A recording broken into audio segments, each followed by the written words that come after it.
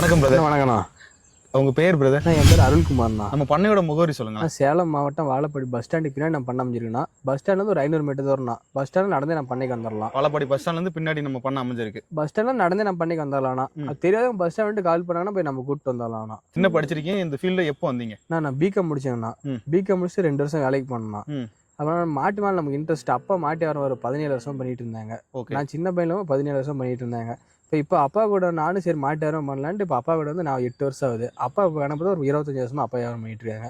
நான் ஒரு 8 வருஷமா அப்பா கூட சேர்ந்து வியாபாரம் பண்ணிட்டு. ஆனால் மாடு வியாபாரம் பார்க்குற அந்த ரிஸ்க் தானே. அது எப்படி உங்களுக்கு இன்ட்ரெஸ்ட் வந்துச்சு பிரதர்? சின்ன வயசுலேருந்து அப்பா வியாபாரம் பண்ணும்போது மாடு எல்லாம் பால் கறக்கிறது பிடிச்சி கட்டுறது எல்லாம் மாடு எல்லாம் தெரியும் நம்மளுக்கு.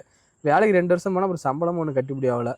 சரி நம்ம வீட்லேயும் மாட்டோட சேர்த்துக்கு ஆள் பத்தல. ஆள் வேலைக்கு கூப்பிட்டாலும் எல்லாம் வேலை ஒழுங்காக செய்ய மாட்டேங்கிறாங்க. அதனால் நாமளே வேலை செய்யலாம். நாம ஏன் வேலைக்கு போகணும், அப்போ நாமளே வேலை செஞ்சுக்கலான்ட்டு இப்போ நானும் மாட்டு வியாபாரம் அப்பாவோட சேர்த்து பண்ணிட்டு இருக்கேன். டிகிரி முடிச்சுட்டு நான் மாடு வளர்ப்புல இருக்கீங்க? ஆமாம், டிகிரி முடிச்சு வேலைக்கு பிகாம் முடிச்சுட்டு வேலைக்கு போனால் அப்புறம் வேலைக்கு போயிட்டு சரி மாட்டு மேலே அதிகமாக இன்ட்ரெஸ்ட் இருக்கும். சரி மாட்டு வியாபாரம் பண்ணலாம், சொந்த தொழிலே பண்ணலான்னு வந்துட்டானா. சரி, ஓகே. நம்மளுடைய என்ன விதமான மாடுகள் எப்போது இருக்கும் பிரதர்? ஜெர்சி இருக்குன்னா HF இருக்கும். அதிகம் வந்து பார்த்தீங்கன்னா ஜெர்சி HF தான் இருக்கும். கிராஸ் டைப்பில் ஒரு 20 மாடு ஜெர்சியில் HFல இருக்குன்னா கிராஸ் டைப்பில் ஒரு 5 மாடு 6 மாடு இருக்கும். மொத்தம் பார்த்தீங்கன்னா 25 மாடுலேருந்து 30 மாடு கம்மியெலாம் நம்ம எப்பயுமே இருக்கணும். நம்மளுக்கு பண்ணைக்கு மாட்டு வேணும்னு ஃபோன் பண்ணுறவங்க 2 நாளைக்கு முன்னாடி ஃபோன் பண்ணிட்டு எத்தனை மாடு எத்தனை மாடு வேணும்னு தேவைப்படுறோம் சொல்லலாம். இத்தனை மாடு தேவைப்படும் நம்ம சொல்கிற டைமுக்கு வந்தால் மாடு எடுத்துக்கலாம்ண்ணா. எப்போதும் எந்த டைமில் எவ்வளோ மாடு நம்மகிட்ட இருக்கும்? நான் வெள்ளிக்கிழமை பார்த்தீங்கன்னா ஒரு 30 மாடு கம்மி இல்லாத இருக்கும். ஓகே. வெள்ளிக்கிழமையிலேருந்து ஒரு பார்ட்டி வர விற்றுக்கிட்டே இருக்கும். இடையில வரவங்க ஃபோன் பண்ணிட்டு இந்த கிழமை வரணும், மாடு இத்தனை மாடு தேவைப்படும், நம்ம இந்த கிழமை வாங்க இத்தனை மாடு எடுத்துக்கலாம்மா. எப்பயுமே நான் பண்ணலாம் மாடு இல்லாத இருக்காது. அதிகமாக எனக்கு 6 மாடு 7 மாடு 10 மாடு வேணும் வெள்ளிக்கிழமை நாள் வரலாம். வெள்ளிக்கிழமை தான் நல்லா 30 மாடுல எந்தெந்த மாடு முடியாது செலக்ஷன் பண்ணி எடுத்துக்கலாம். நம்ம பெரிய சைஸ் மாடு தான் எப்போதும் எல்லாமே ஹெவி சைஸ் மாடு தானே. ஒரு சின்ன மாடு இது வராது. என்ன ரீசன் கண்டிப்பா? நாங்கள் வரவங்க எல்லாம் பால் அதிகமாக எதிர்பார்ப்பாங்கண்ணா.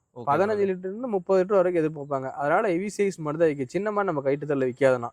எல்லாம் வெயிட் மாடு தான், தோரணையான மாடு தான் கேட்பாங்க. பணத்தில் 10 ரூபா முன்ன பண்ண பார்க்க மாட்டாங்க. எல்லாம் ஹெவி சைஸ் மாடு தான் கேட்பாங்க. சின்ன மாடு 40-50 ரூபா மாடு நம்ம கையில் விற்காது. 80 ரூபாய்க்கு மேலே 1 20 1 10 1 30 1 1.5 வரைக்கும் நம்ம கையில் மாடு விற்கும். சரி, ஓகே பிரதர். நிறைய பேர் மாடு வளர்க்கணும் உள்ள வராங்க. ஆமாண்ணா. சரிங்களா? ஆமாண்ணா. அவங்களுக்கு என்ன தகவல் நீங்க சொல்லுங்க பிரதர்? நான் ஃபர்ஸ்ட் அவங்க ஊர் ஃபர்ஸ்ட் கேட்பேண்ணா. இதுக்கு முன்னாடி மாடு வச்சுக்கலாம் கேட்பேன். மாடு வச்சிருக்க அனுபவம் இருக்கவங்க உங்களுக்கு உங்க செலெக்ஷன் எதுவும் பண்ணிக்கோங்க.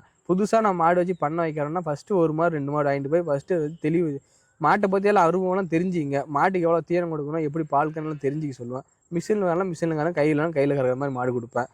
ஃபஸ்ட்டு எடுத்தோன்னே புதுசாக பண்ணிக்கிறேன் 10 மாடு 15 மாடு வாங்கி வைக்கிறவங்க லாஸ் ஆகிடுவாங்க. அது மாதிரி வைக்கக்கூடாது. ஃபஸ்ட்டு வாங்குறோம் 1 மாடுலேருந்து ஸ்டார்ட் பண்ணலாம்ண்ணா. அந்த மாட்டை எப்படி ஹேண்டில் பண்ணணும் எல்லாம் தெரிஞ்சுக்கணும். மாட்டை பற்றி எப்படி பால் கறக்குறது, மாட்டுக்கு நோய் வந்து எப்படி பார்க்கணும் எல்லாம் தெரிஞ்சுட்டு பண்ண வைக்கலாம். ஃபெயிலியர் ஆகாது.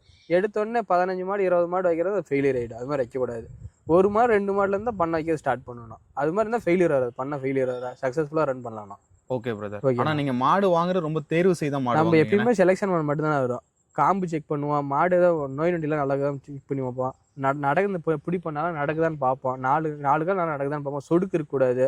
வாதம் மாதிரி கால் இழுத்து வைக்கும். அந்த மாதிரி மாடு எப்பயுமே வாங்க மாட்டோம். தெளிவான மாடு தான் எப்பயுமே நம்ம பண்ணையில் இருக்கணும். மாடு ரொம்ப செலெக்ஷன் மாடு மட்டும்தான் எப்பயுமே நம்ம பண்ணையில் இருக்கும். ஓகே. ஃபெயிலியர் மாடு எப்பயுமே இருக்காது. Okay brother. ஓகேண்ணா.